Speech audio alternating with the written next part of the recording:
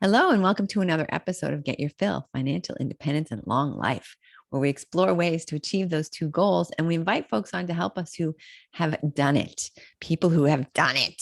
And that's why I'm really excited. Chris Larsen is here with us today. He is the founder and managing partner of Next Level Income. And that's the level that you want to be at, the next level. Chris has been investing in and managing real estate for over 20 years. He is passionate about helping investors become financially independent. And that's what we want to hear from you, Chris. Thank you so much. I'm so excited you're here with us today.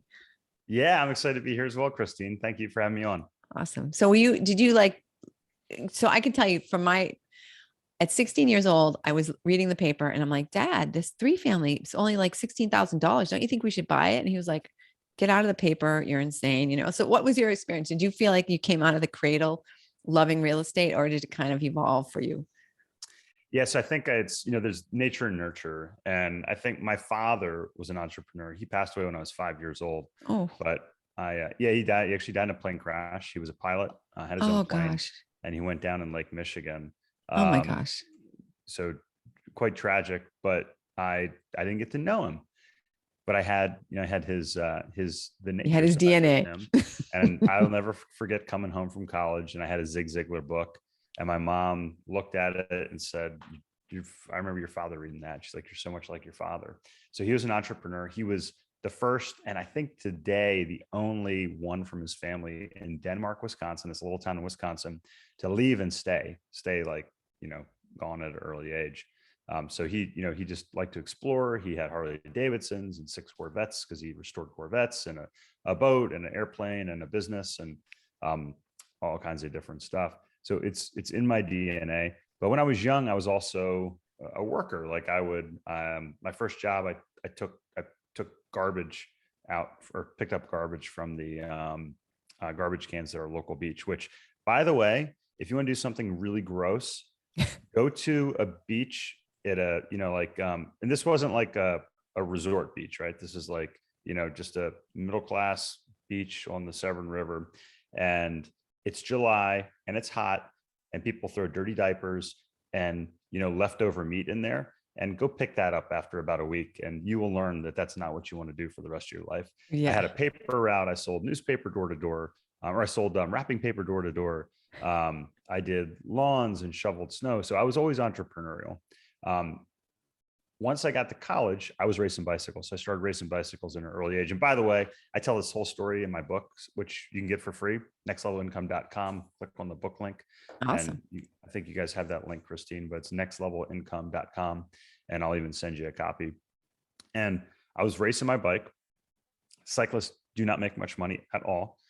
So I was like, all right, I got to figure out another way to make money. So I was always like, I had like different side jobs and different things. Going into my junior year, kind of linking the story with my father here, my best friend passed away, and I get back to school the next year, and I was like, this is silly. Like, I'm riding my bike. This is not what I meant to do. So I quit racing my bike. I go back to school. Now I was training sometimes 30 hours a week. So say 15 to 20 hours a week, but sometimes 30 hours a week. Wow. I'm an engineer. I don't want to be an engineer. I'm in engineering school, and I have all this energy. And I have a friend, and he gave me a copy of Money Magazine. And this is probably 1999, may have been 98 when he gave it to me, actually. 99 is when I quit racing. And it talked about this new entity called a Roth IRA. And it talked about compound interest. And if you could start investing when you're 18, I was like, well, I'm 19. I can do that. So I started investing. I started day trading. And, after many, many nights not sleeping or waking up at 3 a.m., I was like, this is silly. So I read over 250 books and decided that there's a better way to invest. And I bought my first property at age 21. So I wasn't 16, but I saw my parents had a few rental properties, and I thought, okay, there's something to this, figured it out. And now today we have, I think a little over 3,000 multifamily units, self-storage. We have some office. We do several different things now. Wow. So you've lived through some of the people who I talk to who are like, hot in real estate, they've never lived through the down cycle. So they're using these methods. And I'm like, these are all great methods when the market's going up. What is going to happen to you when the market starts going down?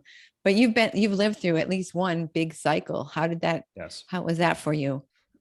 Yes. If you're watching, you just saw me lean down, and if you're in a hotel room, you open the drawer next to the bed and there's always a Bible in there, right? Well, my real estate Bible is this book, and it's about the same thickness. It's called The Secret Life of Real Estate and Banking. And I actually had a podcast that just launched today with DJ Van Curran, which we talked about this. So you can check that out. But first off, I did live through it. And the reason I gravitated towards this book is because my parents both were in the real estate business in the early 90s. And for anybody that has been in real estate that long, which I wasn't doing it, but I was in my early teenage years. And I think, let me pause for a second. When you go through loss in your life at a young age, it changes you, and you tend to think a little bit differently. So people over the years, people have said, why are you thinking about that then, Chris? Like, that's not normal. And I think not having my father around, and just being in a slightly different role in the family, I probably thought about things a little bit differently. And I'll never forget when both my parents lost their job during the savings and loan crisis during the early 90s. So there was a downturn, much like the downturn we just went through with COVID. And it was a small, basically a crisis. And what happens is you have these crises. I'm sorry, that was a recession. You have these recessions every approximately 18 years. And then you have like these little panics in between these recessions. Like we had 9/11, then we had COVID. COVID happened after the last big recession. If you go back, then you had 9/11. You go back before that, you had the savings and loan crisis. You go back before that, you had the the inflationary crisis, and you look at all this stuff, and you can go back all the way in history to the 1800s when we started recording these things. So not only have I seen these downturns, but I've traced them back through history, and I've studied this extensively. So you have to be aware of where you are in the cycle. You have to know that real estate does go in cycles. It's not linear. It's curvilinear, as us engineers like to say. And you have to understand that what may look to be bulletproof in the short term may be a strategy that you have to be careful with in the long term. Yeah, obviously, if you're holding and you're in a good place and you put down but I do a course called Real Estate Investing. Is it for you? And that's one of the things we do. Like, if you have $100,000 in cash, here's person A, they're going to buy 5 properties, and here's person B, they're going to buy 1 property. And how does that, change for them when we get into a downturn? So Absolutely. you're right. If you know where you are, you know what to do. Or if you have an idea, And look, I know you have a lot of entrepreneurs that listen here to the show, and real estate and business are very similar. And there's 3 rules that we follow. 1, have appropriate leverage. So we're typically having 70 to 75% leverage on a property. 2, have appropriate debt. So you want to have long-term debt, or you want to have debt that is lined up to the length of your project. So you don't want to be over leveraged, and you don't want to have to be turning your debt over repeatedly, because that's unpredictable. And 3, make sure you have adequate reserves. So if you're reasonably leveraged, if you have good financing on your business or your property, and we have at least 6 months of reserves for each of our properties. If you have adequate cash reserves, you're going to protect yourself, typically even during some of the worst cycles that we've seen. Yeah, absolutely. This idea of just like, oh, we're just going to buy, borrow 100% and wait for the value to, wait for our equity to increase. Like, good luck with that. But you could have been investing for 10, 15, 12, 10 to 12 years and use that, and it would work great. Right. Yeah. And then all of a sudden, bam, you think I'm good at this, right? I've been doing this for a decade. Yeah. So there's a great book called Anti-Fragile that's out there. And you're familiar with it. So, Nassim Taleb, one of my favorite authors, some of his stuff is really dense, and even I can't get through it. But his main book and his main books, he talks about, like, don't blow up. He talks about being a trader. But what he wants to convey is that you have to have a strategy that's durable during any point in the cycle. So if you're financing 100%, that works great, but these are the people that get blown out and they're not around when the next cycle comes around. Right. Those are the people that you see at cocktail parties bragging about this and that. I say our strategy, it's kind of like the Warren Buffett strategy. It's sexy like Warren Buffett, not super sexy, Right. but you know what? It works repeatedly and we can repeat it over and over again.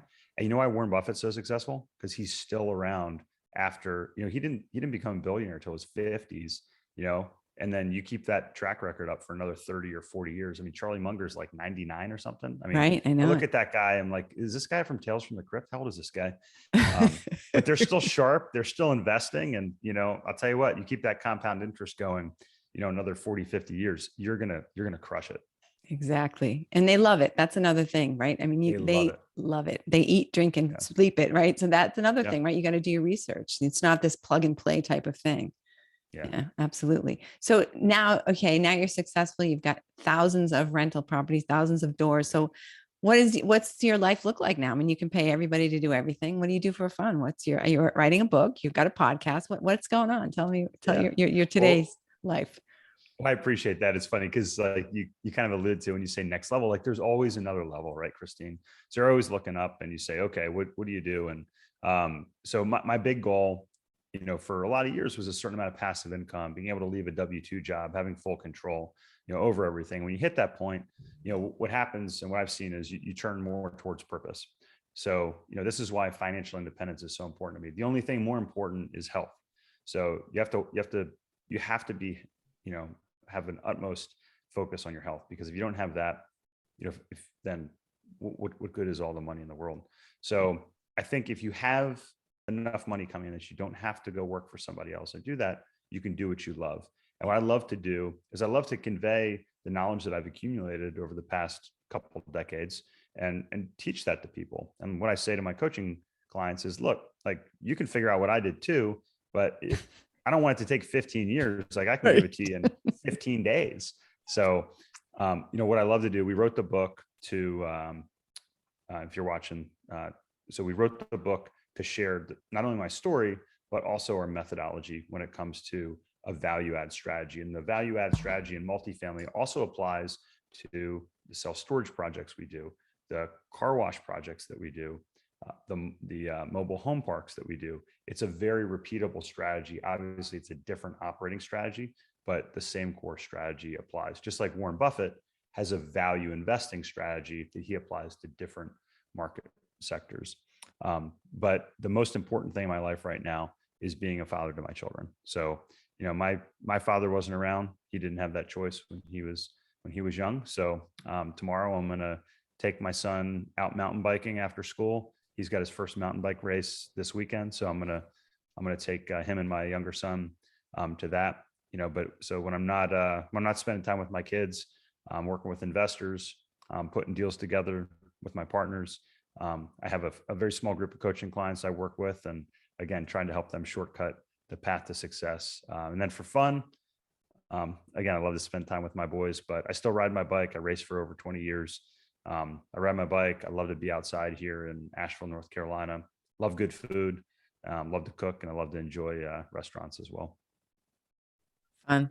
And, you're talking about the importance of health, but I feel that when you're not working for someone else, that health is easier, right? When you don't have to worry about the money so much, like, people struggling to find time to exercise, they're under a lot of stress and pressure. It's like, you just got to cut yourself loose, get to that next level where you've got some time and you can do your thing and ride bike and spend time with your kids. And you're not saying, I don't want to, I have to do this and that and the other thing. I have to do exactly what I want to do today. Yeah.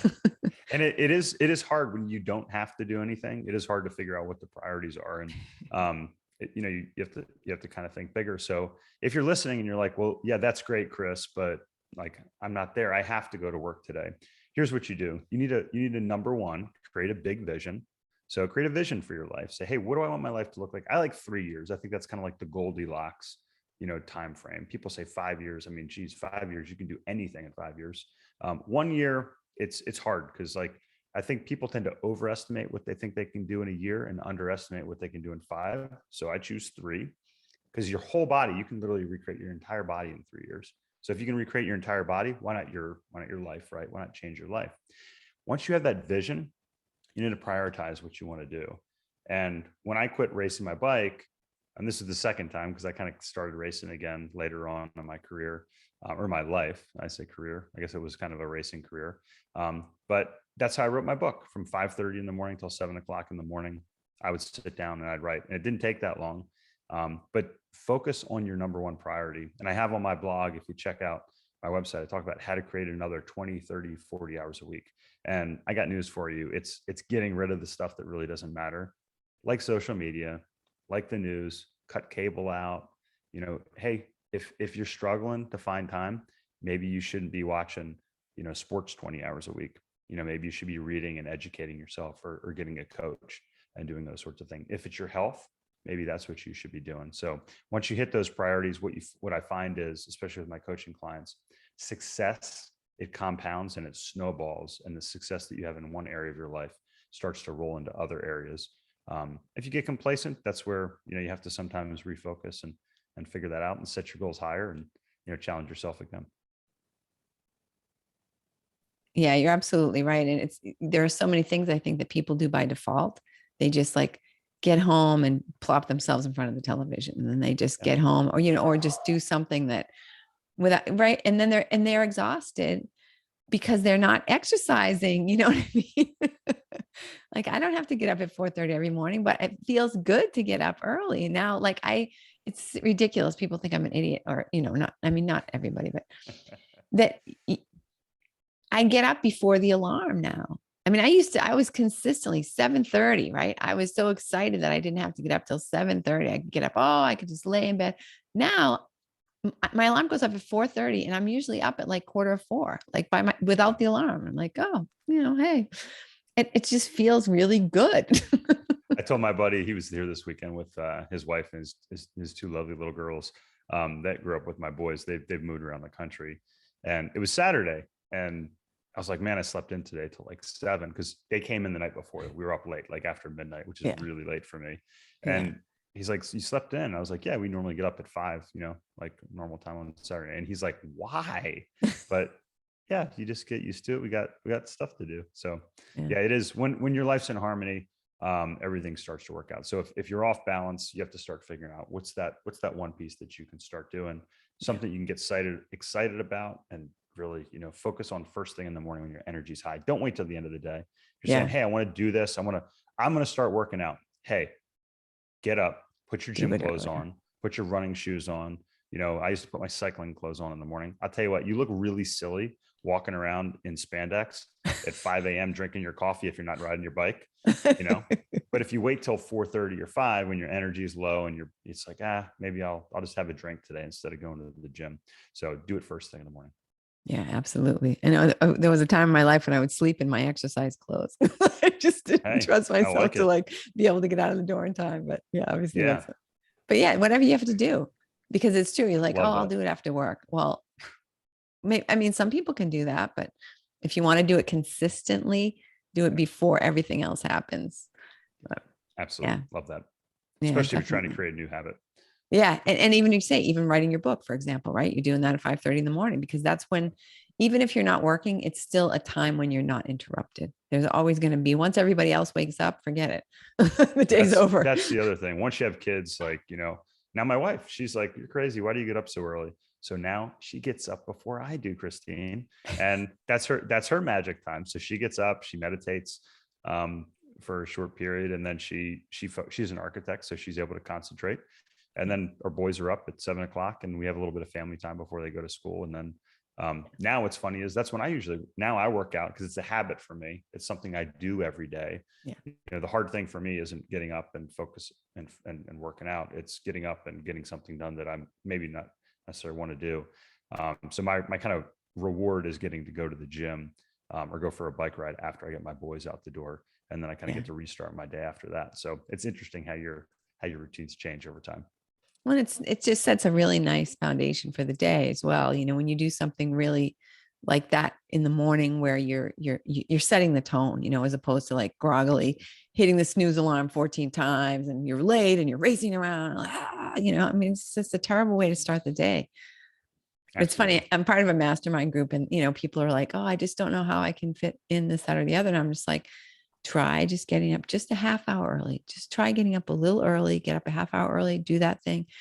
And they're like, oh, it's impossible. But once they do it, they're hooked. They're like, oh, I just love that time.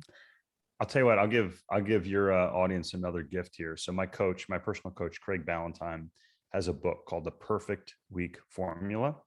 And if you email me, chris@nextlevelincome.com, that's chris@nextlevelincome.com, I'll make sure you get a free copy of that. And he walks through, that's the exact formula that I use to change my habits, to write my book, to all those things.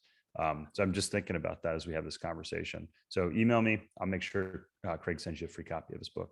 Oh, thank you so much. That's really generous. Yeah. So all these links are going to be on the show notes. So if you're Awesome. driving, don't, wrap your car around a tree. We got you Please covered.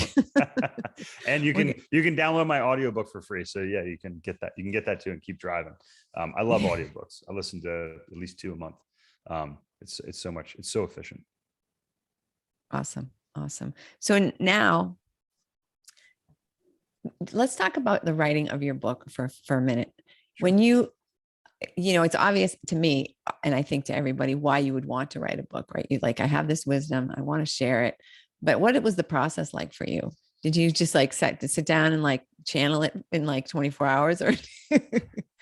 So yes and no. So first off, I'm an engineer, like, by education. So English was always my hardest subject. It was always a bit of a struggle to write. But I noticed that, if you can become effective at communicating, and I was always reasonable at having, verbal communication, but written is a lot more of a challenge.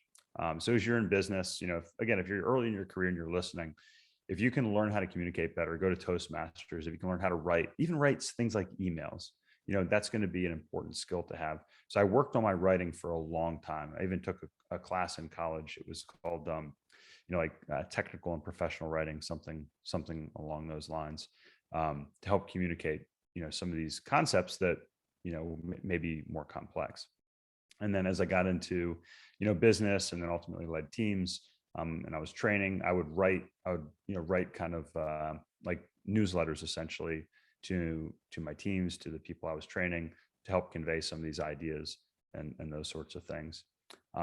So when we started our real estate investment company, we were working with investors. But what I noticed, Christine, is I had a lot of people that would reach out to me and they would say, "Hey, Chris, I love this, but how did you start? Or what would you do if you're in my shoes?" So I would have a phone call, or I would write an email, and then a week or two would go by, and I'd have a similar phone call or write a similar email. And then a day or two would go by. And then I was doing this, and I was taking the same email and I was just cutting and pasting it. So I thought, man, I need to curate this. So I started writing blog pieces. And my Caleb, my dear friend, who also manages my marketing side and my website, said to me, he's like, "Chris, you should write a book, because you can take the book and turn it into these blog posts." And he's also the one that suggested the podcast. I thought the podcast would be good to curate this information. So then I thought, I hung up the phone. I thought, I called him back. I said, "Well, if I'm going to write a book to have to create blog content, why don't I just, write the concept of the book out, and then I can just, plug that in." So I wrote out the outline. I sent it to him the next week. And he's like, "Yeah, this all looks good." And, I read a bunch of different books that were kind of, some different things, some different people that had kind of tried to convey the same concepts that I was looking to see if, the structure, that I had in mind was there. And here's the thing. Once I had the structure, I said, all right, I did not focus on the outcome. I focused on the process. And every morning I would open up Word on my computer, and I would have the title of the chapter I was going to write. And I would look at that before I'd leave my office for the afternoon or the evening. And that's the first thing I was thinking of when I got up in the morning. Email wasn't open. Social media wasn't open. News wasn't open. I would get up. I would have my coffee, I'd sit down at my desk, and I would just sit there and I would try to write for 90 minutes. And it took me 2 weeks to write my book. So I found once you have that structure in place, because the knowledge was there. So if you have a book inside you, by the way, everybody has a book inside them. If you're listening, you have a message, you have a story that you can convey. We just my second book here with my partners. It's Money Insights for Sales Professionals, and this is another one. I guess I'm giving out books left and right here, but this Get a is whole this is library just authored from listening to by the podcast. my partners Christian and Rod. I wrote the foreword here and contributed to it. It's a shorter book, but this is using a life insurance strategy and how to use it to fund real estate investments. And it's written specifically for sales professionals. But again, if you have a concept, if you can outline it, then just putting the time in to do that. You can actually hire somebody to edit it all for you to do it. I would have done it totally differently if I had to do it again. But yeah, it was, once I knew what was there, the knowledge just kind of poured out. And it probably took me 2 months to edit. It took me 2 weeks to write it, but it took us about 2 months to edit, add the pictures and get everything in there after that. Yeah. The editing I found also to be the hardest part, because I just kept, I'm sure, micromanaging and overthinking. And then I gave it to a friend to edit, and he had all kinds of suggestions. And then I gave it to someone who knows nothing about real estate to read, and she misunderstood some things. So I realized I was falling under the curse of knowledge. So I said, okay, yeah, I can see how that could have happened, and rewrote those sections. So, you could easily spend the rest of your life writing the same book. So that's you were good to get it out. Yeah. Let you it don't have go. to get it. I got a couple typos in there. You can see if you can find them and send them to me, and they still drive me crazy. But because I'm like, I literally read my book like 100 times. I was like, how do I miss a typo? How's that possible? How is it possible? I know. Yeah. So you gotta like read it backwards. Yeah. I don't know how to do it. Yeah, but it's fun. You think you're gonna write another one? I'm working on another book, right now as well. So a little bit bigger concept, kind of putting everything together. We're about to launch our online coaching course. And the coaching course is designed to really teach people how to learn how to invest in syndications, how to vet syndicators, and ultimately put a plan together. So next level income, which we haven't really talked about, the strategy is how to make more money, keep more money, and then ultimately grow your money. So we're going to have a step-by-step strategy to allow you to work through that process yourself. And this isn't the Dave Ramsey strategy of how to become financially independent. This isn't, hey, invest in your 401k, your retirement plan until you're 65, and then hope your money doesn't run out before you die, or hope you die before your money runs out. That's like so bad. Right. Let's develop some income, passive income, so you can have true independence and really live your true purpose in life. Well, and live as long as you like, right? I mean, this whole idea that, you can, here you've got enough money to live to 85. Like, well, geez, I was kind of thinking of living till 90. I'm sorry. That's just not going to work out. How about 125? That's a better number. Yeah. I mean, my aunt lived to 105, and she's kind of my role model. So I tell anybody who's like, well, how long we have to plan for? 105. So it can't be, I've always said, you can't save up to be rich. You have to put your money to work. Right. Absolutely. Richest man in Babylon. Put your money to work. Send it off, with a lunchbox, and don't come back until you got something. Yeah, absolutely. It's crazy. I know. My sister just told me, oh, I just paid my house off. And I thought, that's good. What are you going to say? I think that paying your house, 401k, term life insurance, paying your house off, these are things that, the poor and the middle class do, as Rich Dad would say. I had a conversation with an investor about a month ago, and he said, Chris, because I'm also a licensed life insurance agent. He said, Chris, I want to hear your side of this. He goes, my investment club says you should buy term and invest the difference. I said, all right, how many people in your investment club are worth 8 figures? He said, none. I said, how many in your investment club? Not worth 8 figures, but they're just financially independent. Well, none yet. I said, okay. I'm like, these are the people you're taking advice from. I said, so when you talk about these concepts, you have to realize that that's what you're going to get. I mentioned DJ Van Curren. We were talking about real estate cycles here. Okay. So it's April 19th is the day the podcast released.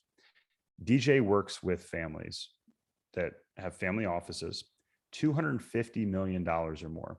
The Marriott family is one of his clients. Okay. Now, if you want to learn how to be rich, that is the type of person you want to listen to. And they don't talk about 401ks. They don't talk about term life insurance. They don't talk about paying their homes off. That's a little sneak preview there. They do things the total opposite Exactly. of that. So, that's a much more enriching way of life.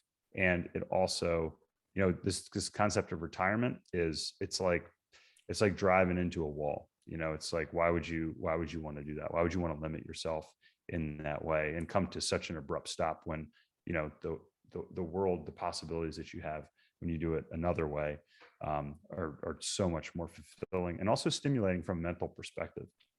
It's so true. This idea, what is retirement, right? Retirement is just, to me, just means I don't need to do what someone else tells me, which is the same as being self-employed, right? Yeah, it's a weird concept that really should have been left in the 19th century, in my opinion. So, a lot of people today, they're like, oh, I don't want to live under the social norms of the 19th century, but they're living under the financial norms of the 19th century. Think about that. Look in the mirror and say, why am I, if I don't accept the social norms of the 19th century, why the financial norms? It doesn't make any sense at all. Because we're not going to be getting a pension, and we're not going to be, you're on your own here. So you'd be lucky to get Social Security. Not that you can live on that, but yeah, I'm not. I mean, no, yeah. I wouldn't count on Social Security. No way. I wouldn't count on it. If that's your whole plan for retirement. Well, and also, here's the other thing. If you're all right, so some people are going to be listening. They're going to be like, this guy's maybe crazy, but think about this. If you're putting money into a 401k, let's see, I'm going to ask you a question, Christine. If your tax rate's 30% and you invest and you earn 10%, are you better off putting your money in a tax deferred plan and paying tax in the future? Or are you better paying tax today at 30%, letting your money grow at 10% and not paying tax in the future? What scenario gives you more money? Well, see, I mean, to me, it's when I heard like Roth IRA, I'm like, wait a minute. So I put my money in, right? And then I never have to pay taxes on it the rest of my life. That's pretty good, because it's the same thing. It's the same concept that you are going to be making less when you're retired. Well, what if I don't want to make less when I retire? I love it. And that's, you just answered the question without answering it. So the answer is, unless the tax rate is lower in the future, it doesn't matter. Exactly. So a Roth IRA, well, but it does matter. Yeah. It matters a lot, right? And you want to pay it now, and you want to pay it. Exactly. You want to pay it now. So basically, if you're putting money into a tax deferred plan, you are betting that you're going to pay less tax in the future. And I don't know, raise your hand if you're listening, if you think taxes are going down in the future. I don't think so. I'll take the other side of that bet all day long. Yeah. So you're either saying, hey, I'm going to make less money, or I'm going to pay less tax. And I think taxes are going up, and I want to make more money in the future. So I'm not a huge fan of qualified retirement plans. Absolutely. Absolutely. It's so funny. But who are we listening to, right? The people who we're listening to, like, you want to say to your financial advisor, how much money do you actually have? Like, what are you worth? You're giving me advice. What's your income? What's your, what are you doing? Like, yeah. But yeah, I think that's, hey, look, so if I want to go have a cycling coach, right? My cycling coach I used to work with, I work with two different cycling coaches. They were both national champions. Okay. These guys probably are, they're either talented or disciplined or know what to do, or both, right? Yeah. I want success. If I want to go to the gym, are you going to work with a fat personal trainer that's going to help you lose weight and get in shape? Same, it's like same thing. Like you want to work with a financial advisor. And that's a very reasonable question. Are you financially independent? Or how many of your clients have you helped to become financially independent? And what have you done? If they haven't, then you have to ask yourself, is this, and look, I have an M.B.A in portfolio management. I almost became a financial advisor. I learned a lot about the industry. So you have to understand how the industry works, how they're incentivized to do that. And look, I get paid to put together the real estate projects that we do. Okay. But my investors understand how I get paid, and we get paid last. Your financial advisor gets paid first, whether you make money or not. Exactly. So yeah. So it's very important to know those things. And again, I think, maybe I'm biased, but I would much rather learn from people that, have more wealth than I do than less wealth. Exactly. You don't want to be educating your financial advisor. No. So, Chris, I'm sorry because we've had this huge departure and we got onto like a conversation, like we're just sitting over coffee, and we haven't talked at all about your book. So we're running out of time now. Could just tell us about it. Tell us about your next level philosophy. Yeah. So again, I thought about, okay, how do I convey this concept? And my boys are now 10 and 12, and I've been trying to teach them these concepts. And my uncle said to me one time, he's like, explain to me like I'm a 4-year-old, and I was like, yeah, like that's if you can explain to a 4-year-old or a fourth grader, like how something works, then that's, then you probably have a pretty good understanding of it. So, I said, all right, like what's a really easy way to convey, how I think about things? And first step is make more money. Second step is keep more money. And the third step is grow your money. So next level income, it talks about how, number one, you need to maximize the amount of income that you are either earning as a W-2 employee or as a business owner. Figure out the ways how to do that. Number two, have proper tax strategies in place, insurance strategies. So you can't keep your money if you get sued and somebody takes it. You can't, there's no money for you to make if you die and you don't have proper life insurance for that to go into your family, right? Then it's time for you to look and grow your money. And when I talk about growing your money, I talk about finding income producing investments that are going to replace your active income with passive income. So my book walks through the overall strategy, Christine, and then I also talk about how we built the multifamily or apartment value add strategy that we implemented over the past 10 years in our investments, and then ultimately how we applied that to all the other things that we do. So talks a little bit about my story that I've shared today, and it goes through all those things. And again, if you want a copy of it, nextlevelincome.com, just click on the book link, put your address in, I'll send you a copy. Beautiful. Thank you so much, Chris. So if somebody was going to do one thing today, like this afternoon, they're like, I'm going to take action so that I don't lose this momentum. What one thing do you think that they should be doing right away that's going to like kind of, I mean, obviously people can be in many different places, but let's say this person is sort of like working for the man and, it's kind of like, and they really want to be an entrepreneur. What one action do you think they should take to get in the right direction? Yeah. So if you're listening to me, I don't know what you need to be doing next, because we haven't had a conversation, but you do. So when you turn the podcast off, you need to write down that one thing that that you've been procrastinating on that you need to do next. And then what you need to do is what Christine said, get up 15 minutes earlier tomorrow and do that thing. Maybe it's 30 minutes earlier tomorrow, but write that one thing down that is going to help move you towards that ultimate vision that you have. And then tomorrow, get up first thing and do that. If you don't know, if you're like, wow, I really don't know what I want my life to look like, what I want to do, get up tomorrow and start writing your 3-year vision. That's brilliant. I love that answer. That's a fantastic answer, Chris. That's a really good answer.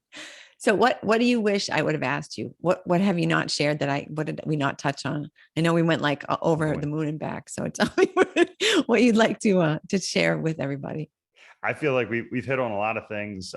We shared a couple of books here that I'm happy to pass out. But the last thing is, I'll kind of take this a little bit full circle. We talked about real estate cycles. So, wherever you are, understand that, especially when it comes to real estate goes in cycles. You have to appreciate where we are, that one strategy that may work today or work 10 years ago, might not work tomorrow. And be open to getting help, getting advice, working with people that can help you learn how to be a Swiss Army knife instead of just, having one strategy that's going to work. And love to learn, just continually learn, expose yourself to people that are smarter than you, more experienced than you, and also give back, try to help people. Because it is amazing how much I learned from my coaching clients and the people, even my kids. So I think that's the excellent advice. You said something earlier on that I didn't jump on and I should have, but about just, oh my God, I just completely lost it. Okay. So you were just talking about, I have these brain things. Luckily, I have an We editor. can just edit it out. Yeah. We're talking about real estate cycles. We're talking about 3-year vision. Talking about About coaching, right? So you said something earlier, Chris, about your 15 years that it took you to learn these things. And I want to just say that I've actually heard people say, I can't afford a coach. Man, you cannot afford not to have a coach. Like, can you really afford to spend 15 years like figuring out how to do this? Why would you do that, right? So I had my monthly one. I do two monthly calls a month. Does that sound ridiculous to say that? But I have we have a mastermind call and then we have an expert call. Okay, so we had a call last night, and I let people share their wins. So one of my newer coaching clients came on. He just got a promotion. Okay, he's going to make almost twice this year what he made, like in the next year as he made in the past year. And he said, "Hey, I've been working with Chris for six weeks." He's like, I've already, made back a multiple in that. We helped him with his negotiation, different things. And actually what's interesting is I tell my coaching clients, Christine, if I don't make you back, it's a 3-month minimum to work with me. I say, if I don't make you back your investment, I was like, I'll refund it 100%. And I've never done that. And, I guarantee you every one of my coaching clients can say, hey, here's, Chris has made this and this and this. And same thing, Mike, I have masterminds I'm a part of. I spend, let me think here for a second. I probably spend about $50,000 a year on coaching and masterminds in some way, shape or form, probably more than that if I add in the personalized healthcare and different things that we do. And what I can tell you is every single one of those, even the worst coaching and masterminds I've been a part of, have paid me back a multiple of the investment.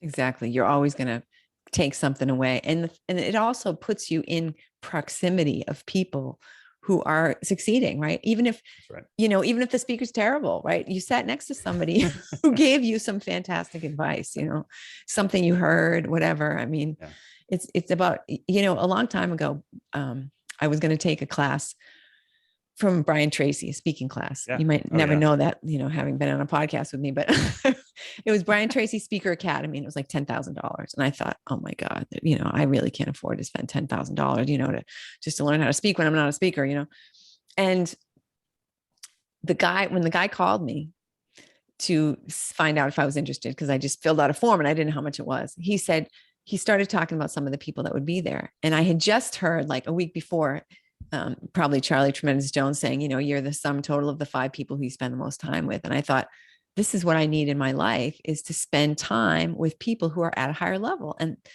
I mean, that was a life changing. When I think of the trajectory that, all the things that have happened because of that, it just blows your mind. You just can't imagine. So yes, if anybody's thinking like, oh, I wonder if I can afford to have Chris coach me, like, dude or chicklet, just grab the phone and get in the proximity of people who are where you want to be.